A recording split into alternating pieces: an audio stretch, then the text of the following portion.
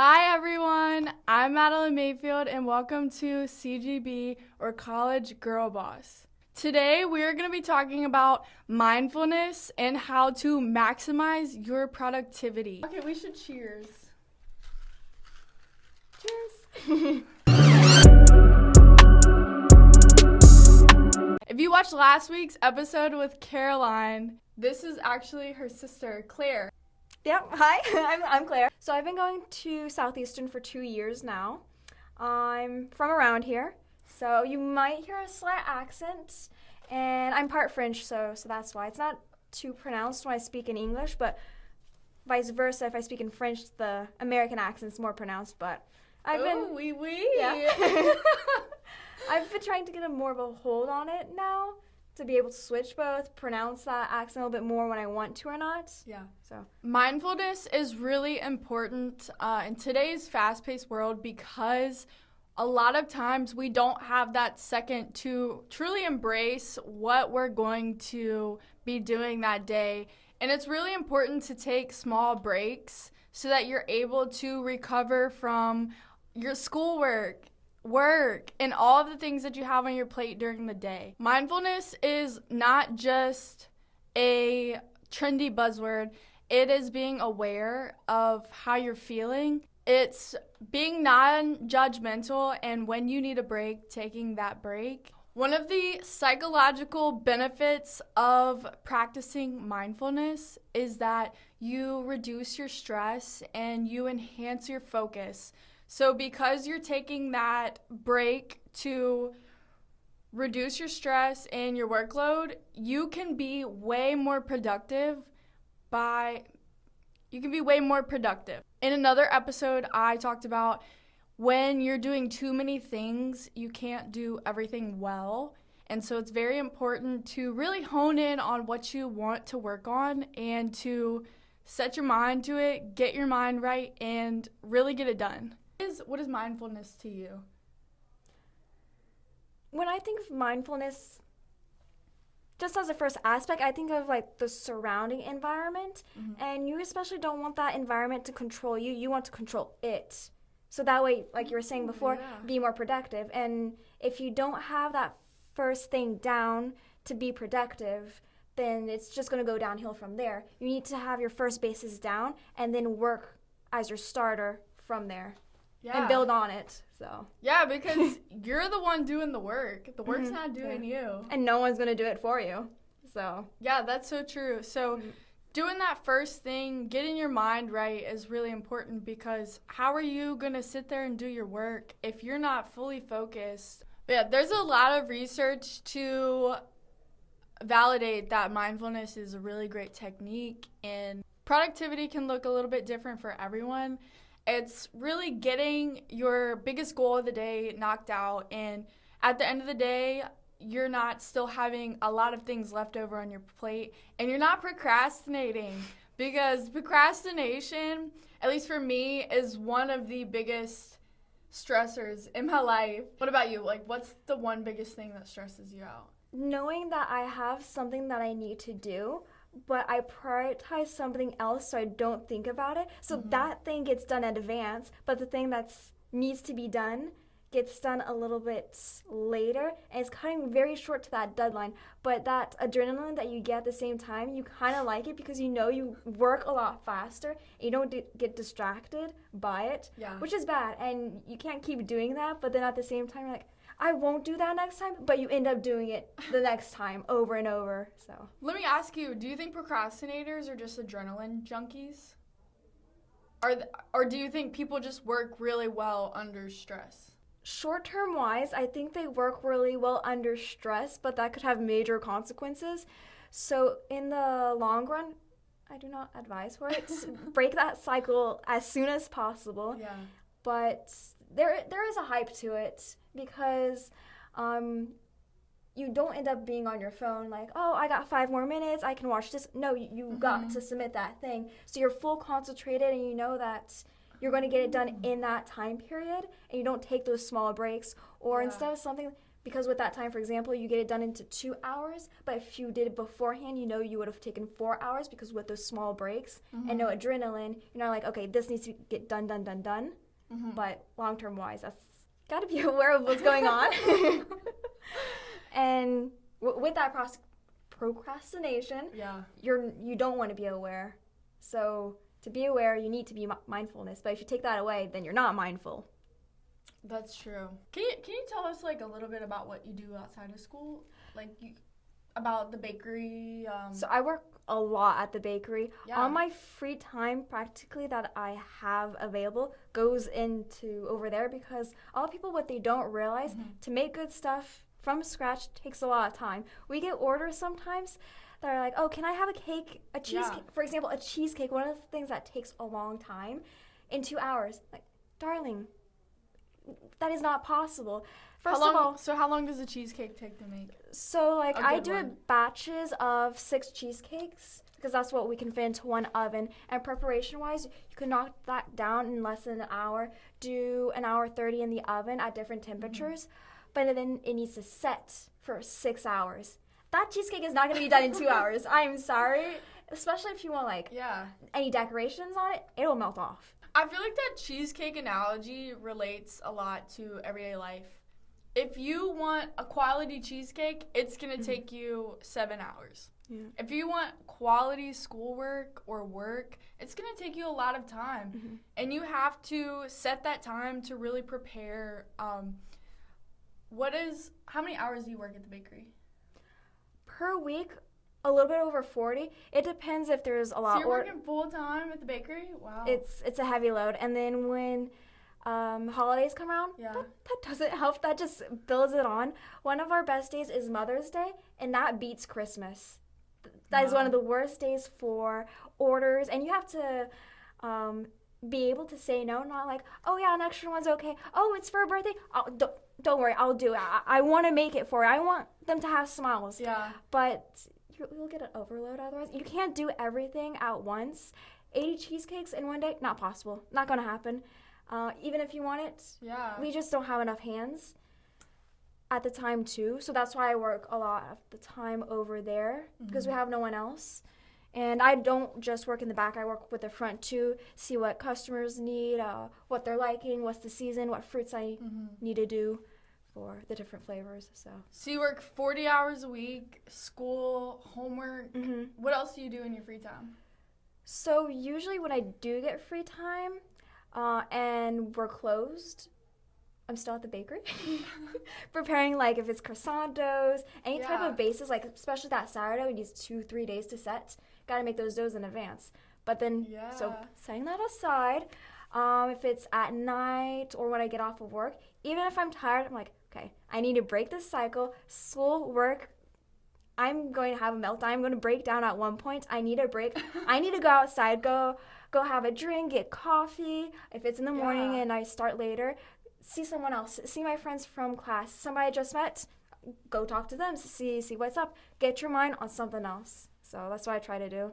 And even if I'm not the one talking, I'll be a great listener. Just take me somewhere. I want to go somewhere. If it's your place, someone else, 2 hours, I'll be there. Just hit me up, call me. Like, are you somebody that always likes to go, or are you somebody that really values your chill time? I guess it has to depend on the circumstances. When I do need a break from everything, even from people, I'll take it. But then in my mind, it's like, I only have this time now. If I don't do that thing right now, if I don't go out, if I don't see them, I'm wasting that time. And to me, I'm like, I'll have a break later. I'll rest later, which doesn't happen. Are you like I sleep when I'm dead type of person? Sort of. Oh, But then I give all these small little excuses to me, like, you'll be okay. You're going to see them. You're going to have a great time. You can get that rest later. Do you get burnt out ever? I have a couple times. I do try to recover quickly, which does take a little bit of time. That's when you need to step back, be like, whoa, okay. Yeah. See what's on your plate, see what you need to get to, what needs to be done. It can be kind of a consequence, though, especially with prioritizing. Yeah. I got it. Yeah. Of should I do the bakery stuff? Should I do that order? Should I take it? Or homework? It's due that night. Should I do it in advance? No, probably not. Should I do that order? Concentrate on something else. Especially, you got people, everybody has a subject that they don't like or they want to wait the last minute. Mm-hmm. Same thing for me. I have stuff that I don't want to get to right in the moment. I prefer to do something else, which is a bad habit. But it makes me not think about that subject and think about something else. And I'm making somebody happier because they got a cake or an eclair or some type of pastry that they haven't had before or never tried from the bakery. So that makes me happy. Is it therapeutic for you to work in the bakery and to be hands-on creating? Sometimes it is difficult because a lot of customers are very needy, very demanding. And since we're like in a very fast-paced economy, we've got a lot of fast foods, and people don't realize the time you need to put in it, and they want everything right away, right now. I ordered this. Where is it? The me mindset. Yeah. Like, okay. Take a step back. Think about it. Say you're not dealing with the customers, you're in the back though, and you have the time to be creative and to spend on the sourdough or the cheesecake. Is that therapeutic for you? Yes, especially with the designing and coming up with which flavors can go with which. Mm-hmm. And especially, for example, Saturdays we have specials for the dessert side. Anything that was used for the Vin Wesley, that's all like the croissant stuff. Yeah. And the creams, any type of fillings that we have left over. Usually our cream puffs is whatever we can use as that, recuperate, and mix up the flavor. So you won't always have the same thing every Saturday, especially for the flavors. So that's also to manage any type of waste. We don't want to overproduce or make something that won't be able to be used next week. So that's our backup plan. So efficient. We like to see it. I read something the other day. You know that you're stressed out and you're not dealing with emotions when at night you're laying there and you can't sleep or you have trouble sleeping because there's so many things going on in your mind. So I always practice. If I'm feeling stressed, I generally get it in my shoulders. I get the rapid heartbeat. I start breathing a little crazy. And I'm somebody that's a high achiever. I like to always be busy. But that can conflict with I just want to hang out and lay on the couch and watch some Netflix side. Sounds nice, though. Yeah, so my two personality types can really conflict. So some mindfulness that I practice, I like to go for walks. It's also very therapeutic to go to the gym and do a little bit of weightlifting. The 4-7-8 method, the breathing technique, if you've never heard of that one, it's really great. You breathe in for 4, we could do it right now if you want. So you breathe in for 4 seconds, hold it for 7 seconds, breathe out for 8 seconds. And psychologically, it is one of those that calms you down, and it's something that dogs practice because when you breathe out longer than you breathe in, you release all that bad energy? Yeah. All the bad energy. All right, so we're going to do it. So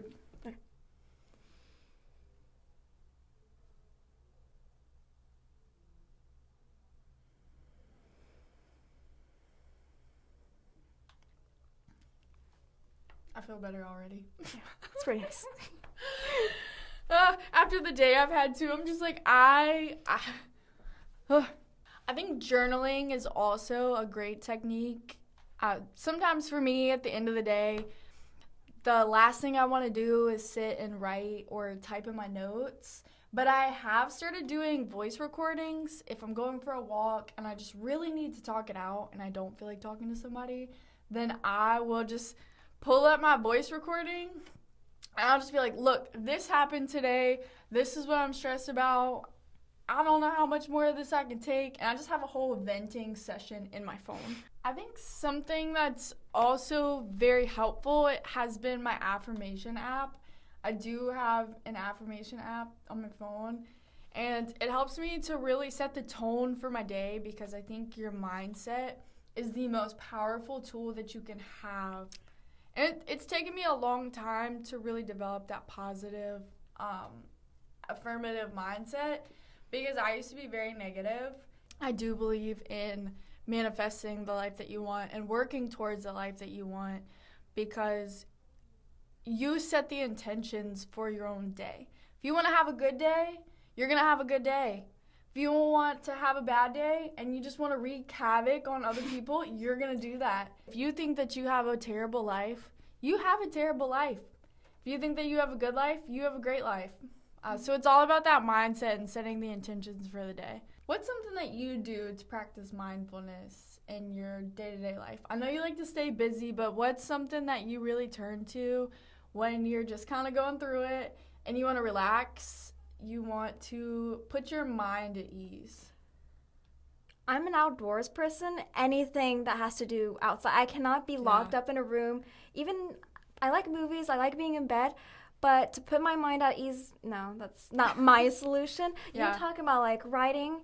I have this one professor that has us write every class period at the end, all our thoughts, clear that mind, which is great to have new thoughts, get that organized. But for me, that doesn't work. I'm not a literature person. I'm more of the talk it out, especially walk it out, doing some type of other movement so my brain's not working. Concentrate on something else. And then if I'm not using my brain, then I have these thoughts that just start flowing out, get it all out. And it doesn't have to be like overthinking or something like that. Just think about what's been going on, okay? It happened. What can you do with it? Can you make it better? Could you do something different? Yeah, have a little conversation going. But I prefer to do that instead of being distracted. There you go, like being in bed, being on TikTok, scrolling. I find that more of a distraction that doesn't really help towards your own self, because then you're not being mindfulness, because you're not taking care of your own thoughts. You're putting them aside. So being outside, listening to what's going around, listening to what's around you, I find that helps a lot. Darkness. There you go. Yeah. So listening, that's something my counselor always says, listening to what your body's telling you. If you're feeling stressed, you need to take a break. You need to take 10 minutes to yourself and you need to go take a walk. Or what do people say? Touch grass. You need to go touch grass. I wouldn't advise that to people who are allergic, but definitely, it's that sensation of feeling, I guess, motion. Yes. So you look at the things around you, you identify some things, you feel, and you can even meditate sitting in a chair. I mean, I do that sometimes. I just close my eyes and I take a minute and I just feel all the feelings, and then you kind of get it all out, and then you go back to what you're doing. If you can't focus on what you're doing, then you're not going to do it well, and you're going to be very distracted. So if you want to put all your force into one thing, then of course you would want to practice mindfulness. I really like what you said about being outdoors. Yeah. I mean, even being outdoors, you can turn it into some type of hobby or throw it into a hobby that you already have aside, build up on that, and if you can do one thing, you can do the other, collide both, do both at the same time. So you manage your time well.